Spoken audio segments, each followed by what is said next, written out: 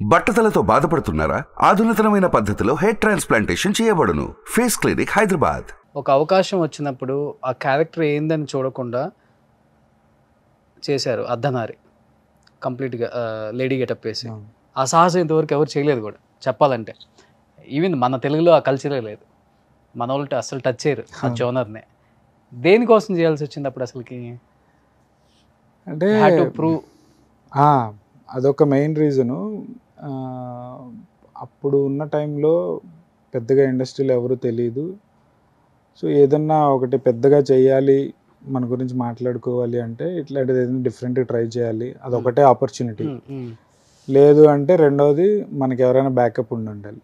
Backup అనేది అసలు zero chance. So ఉన్న ఛాన్స్ ఏంటి, ఏదన్నా వెరైటీగా చేయాలి, ఏదన్నా మంచిగా ఒకటి ఛాలెంజింగ్ది చేయాలి. చూస్తే భానుశంకర్ గారు దాని డైరెక్టర్. ఆయన చెప్పినప్పుడు సరే సార్, ఓకే సార్ అంటే ఆయన ఆడిషన్ కూడా నాకు ఆల్మోస్ట్ 1 వీక్ జరిగింది. ఓకే, రోజు వెళ్ళడం, ఆయన చెప్పే రకరకాలు చేయడం, ఇట్లాగా 1 వీక్ తర్వాత వాళ్ళు అన్ని గెటప్లు వేసుకొని చూసుకొని ఓకే చేసుకున్నారు. ఆ తర్వాత నాకు 3 months టైం దొరికింది. షూట్కి వెళ్ళే ముందు 3 months టైం దొరికింది. ఆ 3 months నేను ఆల్మోస్ట్ గ్రౌండ్ వర్క్ చేసుకున్నా. ఎట్లా బిహేవ్ చేస్తారు, ఎట్లా ఉండాలి, ఎట్లా నడవాలి, అట్లా ప్రాక్టీస్ చేసి కొంచెం గ్రౌండ్ వర్క్ చేసి కొంచెం ఛాలెంజింగ్గా తీసుకున్నా. టఫ్ అనిపించిందా రోల్ అసలు మీకు?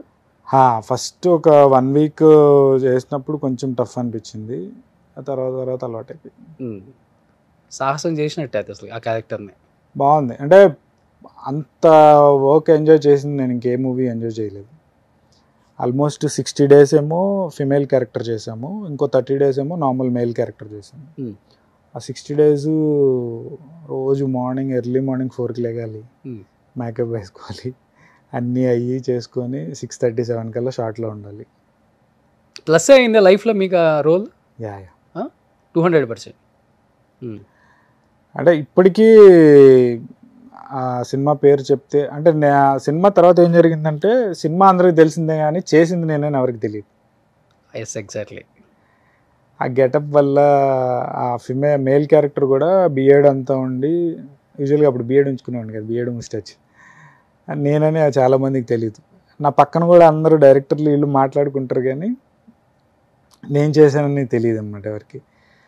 సో అప్పుడు మన కెమెరామ్యాన్ చోటా కే నాయుడు గారు సరే ఈ గోపి గారి ఆక్సిజన్ మూవీ జరుగుతుంటే సెట్కి వెళ్తే పక్కన ఎవరో చెప్తున్నారు, వాళ్ళ కెమెరా అసిస్టెంట్ ఎవరో మాట్లాడుకుంటుంటే విన్నాడు ఆయన. విని ఏంటి అర్ధనారీ చేసింది నువ్వేనంట అంట కదా అని చెప్పి పిలిచి కూర్చోబెట్టి లంచ్ చేసి చాలాసేపు మాట్లాడాడు ఆయన. నేను చాలా బాగా చేసామంట, నా దాకా వచ్చింది, బాగుంది గుడ్ అది. అట్లాగా కెమెరామ్యాన్లు కానీ కొంతమంది డైరెక్టర్లు కానీ వాళ్ళందరికీ తెలుసు, సినిమా తెలుసు కానీ నేనేం తెలియదు. అంటిల్ అన్లెస్ నేను అక్కడ ఉండి చెప్పి వాళ్ళు మాట్లాడడం తప్ప నేనేం తెలియదు. అట్లా స్టిల్ ఇప్పటికీ అట్లాగా నన్ను చూసిన వాళ్ళు లొకేషన్స్లో కానీ అట్లా స్టిల్ ఇప్పటికీ గుర్తుపడతారు. అదొక్కటి ప్లస్ నాకు. కాదా ఇప్పుడు ఇండస్ట్రీకి వచ్చి ఎన్ని ఇయర్స్ అయింది? నేను ఆల్మోస్ట్ 2014, 10 years అయింది. ఈ 10 yearsలో ఒక్క స్టార్ హీరో కూడా ఫ్రెండ్ లేడా? ఫ్రెండ్ లేరా అంటే ఎన్ని సినిమాలు చేసావు కదా. ఫ్రెండ్ అని కాదు, గోపి గారు బాగా తెలుసు, గోపిచంద్ గారు చాలా బాగా చూసుకుంటారు. గోపి గారు బాగా తెలుసు, మన నవీన్ చంద్ర గారు బాగా తెలుసు. ఇంకా మిగతా వాళ్ళందరూ ఆడడము అట్లాగా, తనీష్ కానీ భూపాల్ యాక్టర్స్, చిన్న యాక్టర్స్ ఉంది, వీళ్ళందరూ బయట ఆడేటప్పుడు లేదా ఏదైనా పార్టీస్లో అట్లా పరిచయం, కానీ నేనే వెళ్ళను ఎక్కువ. అంటే బేసికల్గా షూట్ అయిపోతే ఇంటి నుంచి మళ్ళీ షూట్, అంతే షూటు, లేకపోతే ఇదే క్రికెట్ ఆడితే క్రికెట్, అదైనా సినిమాలు చూడడం ఇంట్లో వాళ్ళతో ఎక్కువ. ఈ పార్టీస్ చిల్ అవటం రెగ్యులర్ కాదు, ఎప్పుడైనా అంతే. చెప్పా కదా 6 years అంత వర్క్ చేసి అంత ఉంటేనే ఇవన్నీ క్లియర్ చేయగలిగా, అదొక రీజన్ అని చెప్తున్నాను.